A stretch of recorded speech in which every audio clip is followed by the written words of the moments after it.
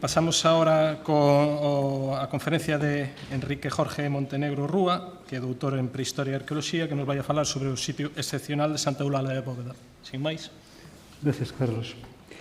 Agradecer a la organización de este encuentro la invitación para exponer parte de mi investigación en Santa Eulalia de Bóveda. Me siento muy honrado por ello. Abordaré la ponencia analizando yacimientos y materiales relacionables con el monumento a lo largo y ancho del territorio imperial romano. También quisiera disculparme, porque he optado por este periplo para ajustarme al tiempo asignado. Además, he tenido que reducir significativamente escalas y tiempos de estancia. Será un viaje a la japonesa, lo siento. Dicho esto, desde el respeto y admiración por la cultura nipona. Vamos a ello sin más dilación. En 1926 se hacía público el hallazgo de una estancia subterránea con espléndidas pinturas murales. Estaba situada en los alrededores de Lugo, bajo el atrio de la iglesia de Santa Eulalia de Bóveda, construida encastrada en un ribazo y bajo el nivel freático, en un terreno con potentes capas de jabre bajo el manto vegetal. En la Serra do Sistral, una cantera ilegal de este tipo de áridos, paralizada al alcanzar una emanación de agua, permite comprobar cómo habría sido el movimiento de tierras para afrontar su construcción. Fue posible diseñarlo bajo el nivel freático porque el pavimento se conservaba libre de humedades, gracias a su asentamiento sobre dos capas de material aislante. Solo se facilitaba el afloramiento de agua en un área rectangular del centro de la sala, permaneciendo constante su nivel, canalizando el agua sobrante fuera del edificio. Para evitar filtraciones por capilaridad, los muros se levantaron sobre el grueso losado de granito. Pero el estado de esta alberca o pequeña piscina ha variado a lo largo de la historia del monumento.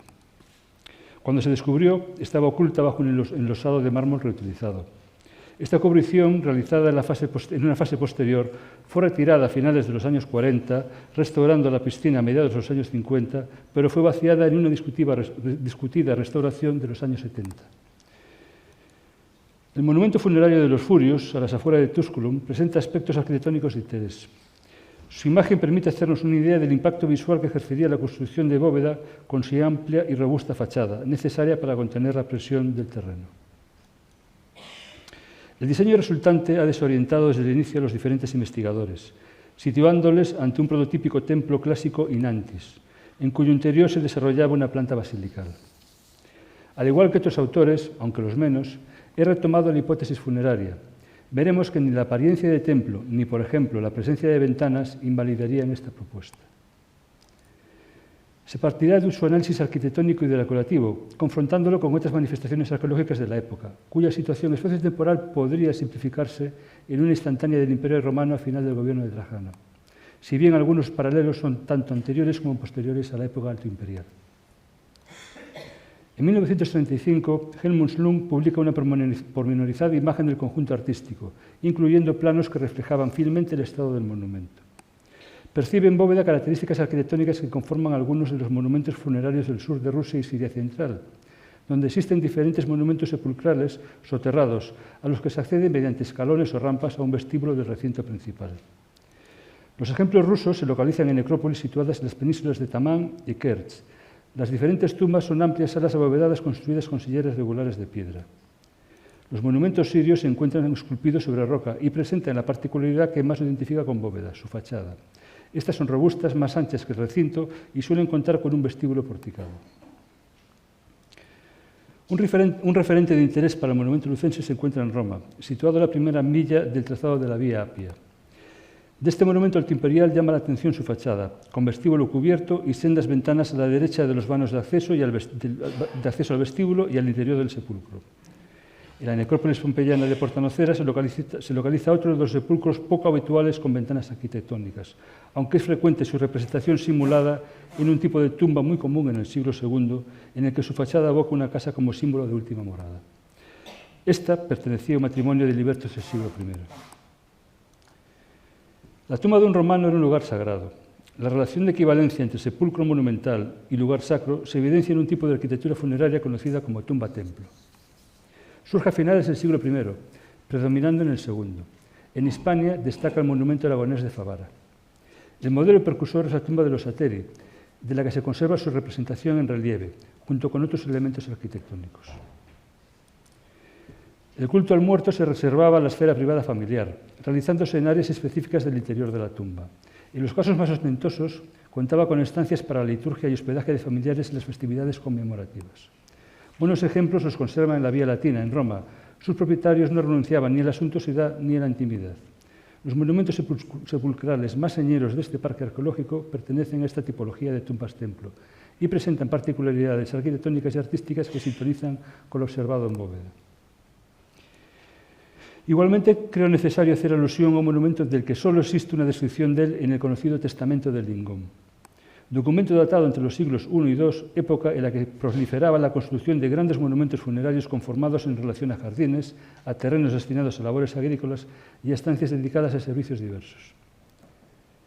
Ejemplo de una fundación funeraria mediante la cual se obtenía el capital suficiente para garantizar la conservación del monumento y la realización de los cultos funerarios, al otorgarles a los herederos el usufructo de las propiedades asociadas al sepulcro. Además, se vinculaba un fideicomiso para perpetuar este compromiso a los descendientes de los herederos. Se reservaría para su uso exclusivo del Lingón y con la pretensión de perpetuar el culto a su memoria, además de por las obligaciones testamentarias asociando el sepulcro a una divinidad indígena.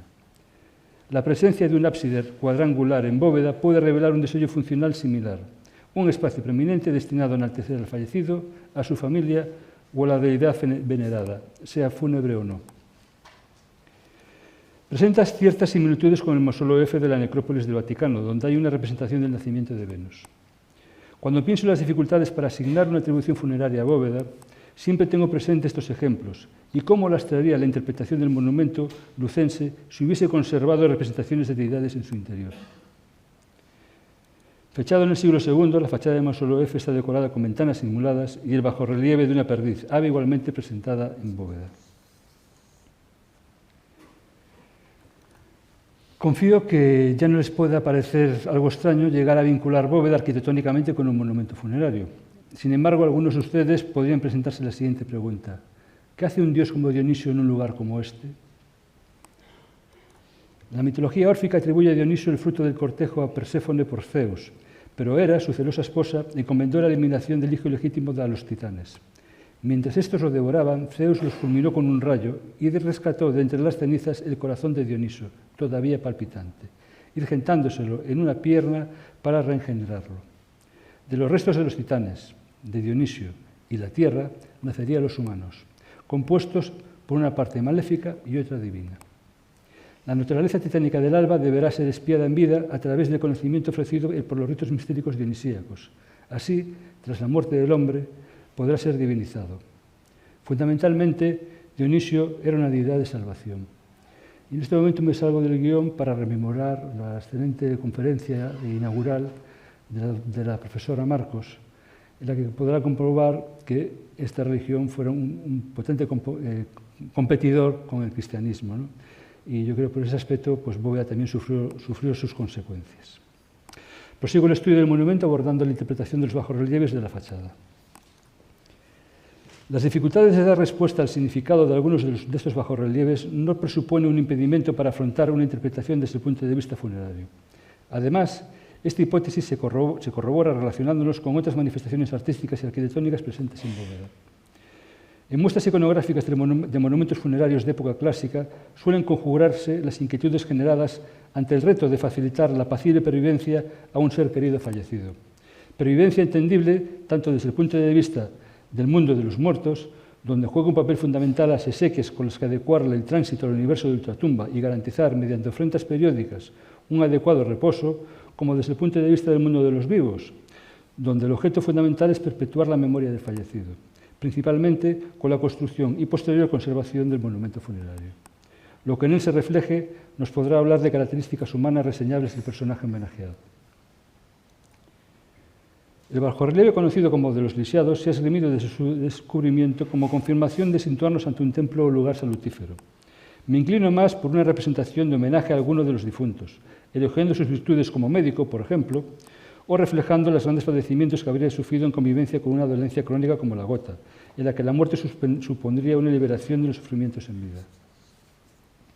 Son diversas las imágenes conmemorativas en las que está plasmado el oficio desempeñado por el difunto. La estela de una tabernera en Mérida formaría parte de la decoración de su monumento funerario. al igual que bajorrelieves de la necrópolis del puerto de Isola Sacra, muestra de la trepidante actividad comercial de la ciudad portuaria. Resaltar los de un matrimonio, donde el marido médico realiza una sangría en la pierna de un paciente, mientras que la mujer comadrona asiste a un parto. A diferencia de otros autores que ven a unos danzantes sosteniendo un arco de guirnaldas en esta pareja de bajorrelieves, me inclino más a identificarlos sujetando un manto abultado por el fluir del aire. Una buena ejecución de esta escena la tenemos en uno de los relieves del Augusteo de Afrodisias, representando a Claudio desplazándose entre las personificaciones de la tierra y el mar. La forma arqueada del manto que cubre a Claudio divinizado y la sutil ondulación en su borde superior delata el empuje por fricción de aire. El movimiento también se evidencia en los extremos del manto, que no mantienen la verticalidad característica de la caída natural de la tela. Estos recursos artísticos se observan en Bóveda. Acción y mujer conjugan excelentemente en representaciones de ratos en episodios mitológicos. Es revelador el rato de Europa por Zeus. Tras lograr subirla a la grupa del toro, éste inicia la marcha hacia el mar, mansamente, hasta lograr la confianza de la princesa fenicia, momento en el cual arranca la vertiginosa escapada hacia Creta. En la primera secuencia, el Limation cuelga elegantemente sobre su cabeza y en la segunda se infla por el empuje del aire como consecuencia de la veloz huida. Pero el mito del rato por excelencia vinculado al mundo funerario es el de Perséfone, madre de Dioniso, que fue secuestrada por Hades para convertirla en reina del inframundo. Otra percepción fúnebre del manto elevado está asociada a la ascensión del difunto al cielo, destino de los emperadores divinizados.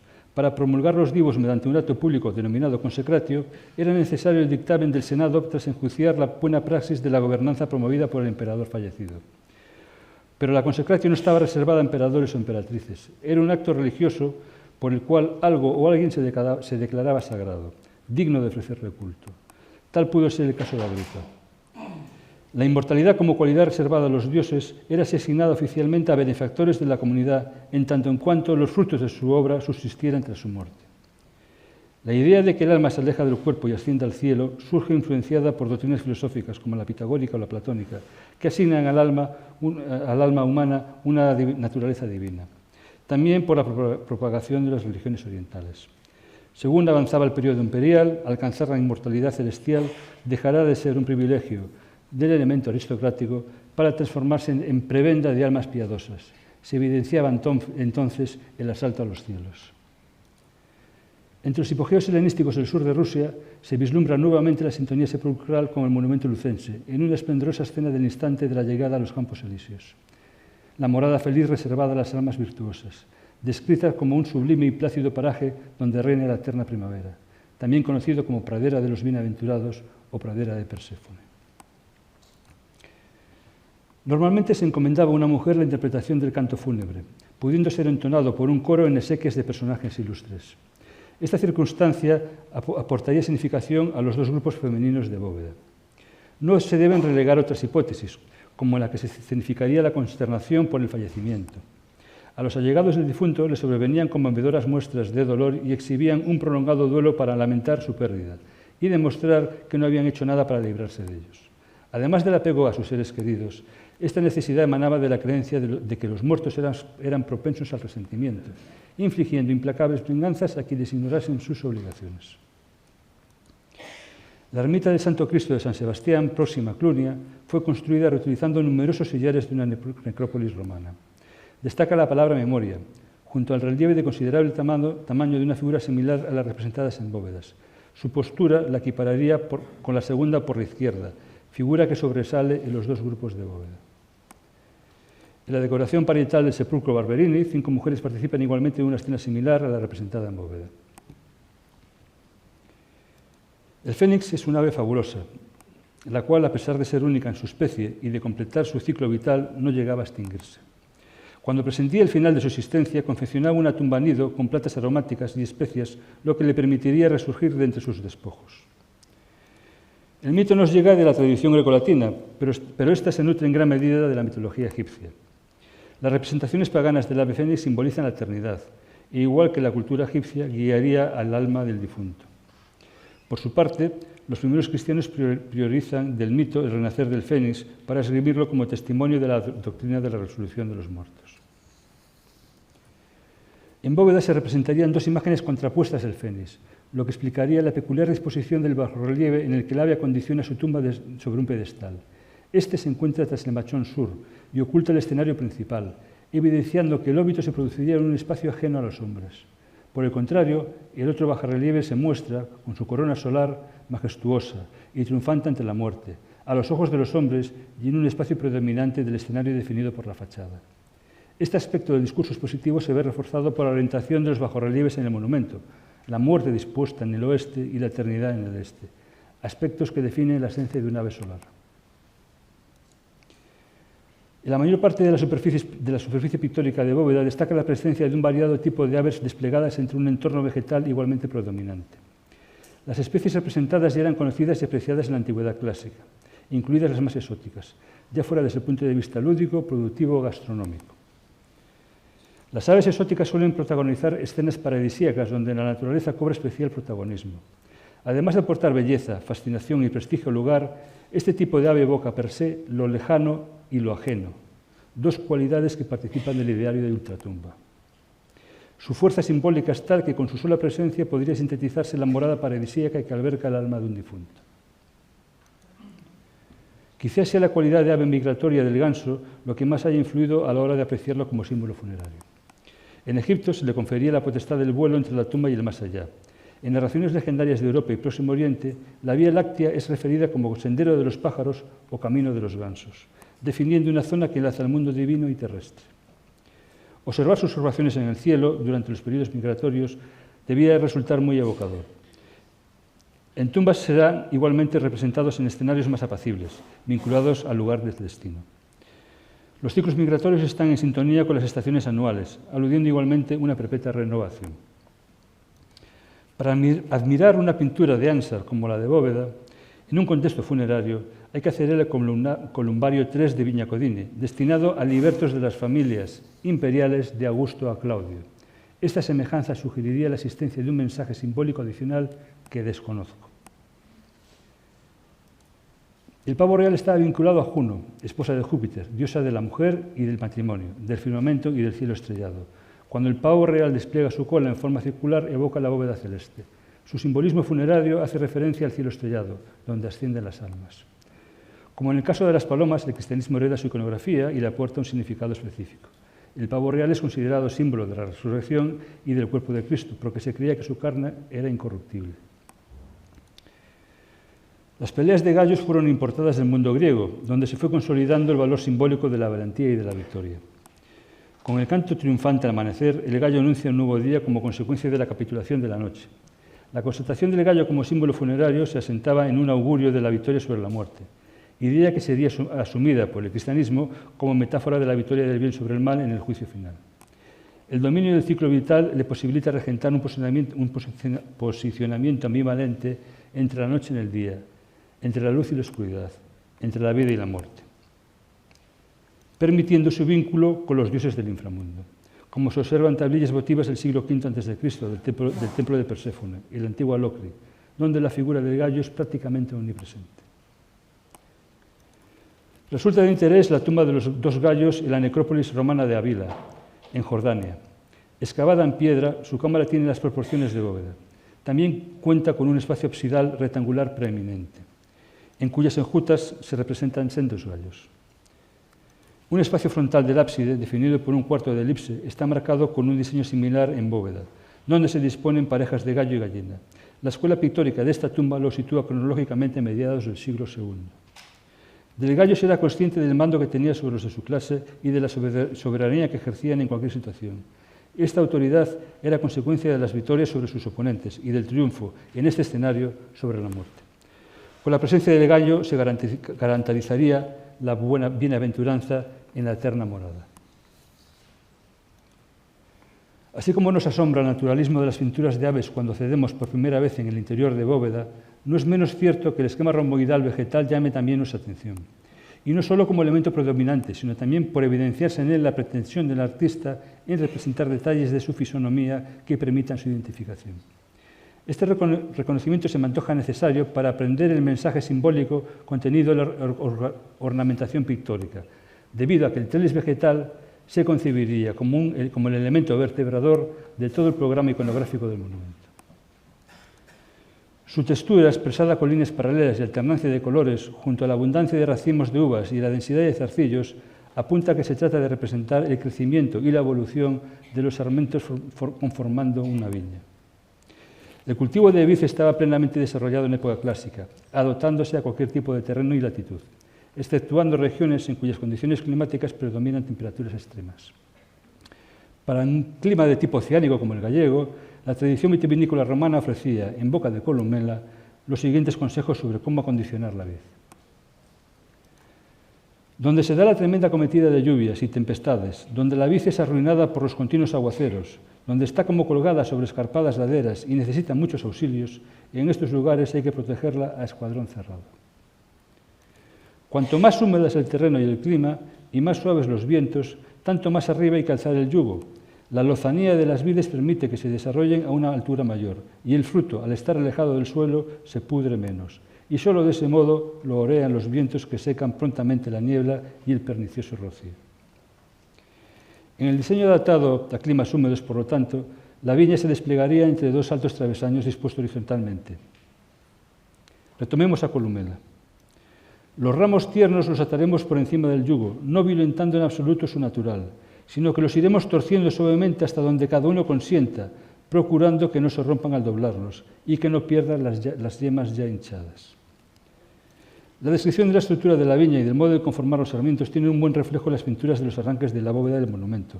Reconocerán que es un procedimiento habitual en Galicia. La viña estaba vinculada a Dionisio, quien por extensión era igualmente el dios de sus productos, las uvas, el vino, la embriaguez y el delirio místico que ésta provocaba. Como dios telúrico, su presencia también se manifiesta en la energía de la naturaleza, que renueva estacionalmente la vegetación, simbolizando a su vez la inmortalidad. Las arcadas laterales definitorias de la planta basilical en realidad tendrían una función meramente decorativa, articulando las columnas como elementos sustentantes del travesaño superior de la estructura emparrada. Otra cuestión a tener en cuenta radica en la simetría expresada en el interior y en el exterior del monumento, donde se reproducen los elementos decorativos principales. No hay que descartar, por lo tanto, que sean coetáneos. Su interpretación simbólica así lo corroboraría. Debajo de las viñas estarían preeminentemente situados los restos mortales de los personajes homenajeados en los relieves de la fachada. Podrían tratarse de un monumento funerario dedicado a la memoria de un matrimonio, como en otros casos ya comentados. La estela de Fisteus, localizada próxima al campamento de Ciudadela, no muy distante de Bóveda, ofrece una solución iconográfica como la observada en el monumento, pero de forma esquemática. La figuración de la vid del extremo superior derecho representaría una viña emparrada. La identifica el soporte del que sobresalen los dos tipos de sarmiento, que supongo originalmente coloreados de verde y marrón, y el racimo de uvas. A la izquierda, idéntica solución, pero solo se conserva el soporte. En un sarcófago del siglo III se observa una iconografía similar a Bóveda, una gran viña vendimiada por Herotes entre fieras exóticas y diversos tipos de aves, pavos reales, gallos, gansos, etc. Un sepulcro de las inmediaciones de Marisa, en Israel, revela una solución iconográfica de interés. 3 de las paredes de la cámara funeraria presentan arcosolios en su ancho, con una pareja de pavos reales, gallinas de Guinea y gallos pintados en las respectivas enjutas. No es casualidad que en el arcosolio de los gallos predomine una viña. Como en Bóveda, será protegida por ellos. En el motivo central de un mosaico de la villa romana del Soto de Ramalete, en Navarra, se representa una viña enmarcando el triunfo de Dionisio, ofreciéndoles una visión que les resultará ya conocida, con sus sarmientos verdes y viejos y aves picoteando sus frutos. La presencia de cálices vegetales de donde emerge la viña da que pensar si este sería el caso del monumento en el censo. Analicemos esta posibilidad. Fotografías del lienzo este, de la época del descubrimiento, demuestran que habría un cáliz vegetal al lado de cada una de las viñas. En el que actualmente se conserva, se puede apreciar que en realidad se trata de un soporte vegetal de un pedestal, el mismo caso que el ofrecido en la tumba de los Ateri en Roma. ¿Disponemos de algún vestigio que nos informe sobre lo que sustentaba? En cada uno posaría un ave, como lo demuestran los restos de una cola de faisán, situadas enfrentadas a ambos lados del lóculo. Una solución similar existe en la necrópolis del siglo II de Avila, en Jordania, en la que la tumba de los candelabros alterna esta imagen con tisos dionisíacos. Es muy reducida la superficie pictórica conservada en el lienzo oeste, pero al igual que en el este, unos pocos trazos ofrecen información reveladora. En la enjuta sur se aprecian trazos de colores que imitarían una superficie marmórea, pero lo más significativo se encuentra en la zona de la fractura superior. A pesar de ser una parte muy reducida de ave, si lo comparamos con el resto, comprobamos que coincide con un ejemplar de paloma torcaz. Por su tamaño, constituiría un único motivo, que tendría su reflejo enfrentado en la enjuta norte. Su simbolismo estaría vinculado a lo dispuesto en el espacio absidal, ya este reservado para un homenaje a los difuntos o a una deidad, entre la que no descartaría a Dioniso. A pesar de que el revestimiento inferior ha sido expoliado, evidencias lo definen constituido por placas de mármol, algunas con decoración en bajorrelieve. Dos de ellas se encajan entre sí, son los restos de una corona de laurel dispuestas tangencialmente a una cenefa que alterna granada y roleo vegetal. En el interior de la corona se distingue un espacio cóncavo, cuyo diseño encaja con un modelo de lucerna antiimperial, preferentemente con retrato. El simbolismo funerario del bajorrelieve aludiría al triunfo sobre la muerte. Llama la atención en Bóveda esta ausencia integral de revestimiento inferior. Lo ahí representado no debería ser acorde con posteriores dogmas. La mayor parte del mármol sería extraído para ocultar la piscina, como así lo evidencia el hallazgo de una inscripción funeraria dispuesta boca abajo en el pavimento. También se reutilizaría para realizar nuevos motivos decorativos y aprovecharía los no transgresores. Lo que habría sido una majestuosa tumba en honor a Dioniso sería liberada de toda referencia del mistérico dios. De la destrucción de toda evidencia perturbadora no se salvaría ni el espacio agraciado con la investidura de una pareja de inocentes palomas. El ábside rectangular mudaría de espacio preeminente al lugar de comunicación con la iglesia construida encima. Para finalizar, he de hacer hincapié en las escenas que decoran una cantimplora procedente del Fayum. Sin contexto arqueológico, pero con un simbolismo funerario innegable, se le atribuye una cronología del siglo IV. En uno de sus lados predomina una escena de vendimia con un ambiente apacible. En el otro, la escena se distribuye horizontalmente en dos. Sobre una roseta central se encuentran 4 columnas geminadas de las que se elevan 3 arcos. Esta composición arquitectónica puede vincularse a una arcada o ser la representación de un edificio con planta basilical. En cada una de las enjutas del arco principal volaría una paloma. En los intercolumbios colgarían máscaras báquicas. Sobre un prado, 2 personajes con túnica y píleo se mueven acompasadamente acompañados por una ménade y 2 faunos tocando la siringa. Este grupo está flanqueado por 2 protectores gallos. Todas las estetas representarían la culminación de los objetivos promovidos por los cultos mistéricos dionisíacos, el disfrute con la divinidad en una apacible nueva vida reservada a sus iniciados.